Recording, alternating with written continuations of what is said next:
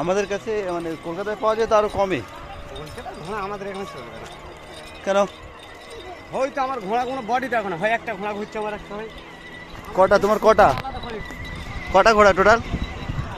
4টে 7টা? ও আমার নিয়ম আলাদা, 10টা 5 মিনিট বয়স করবে এরকম দিন কত টাকা লাগে না। কোথায় দাঁড়িয়ে?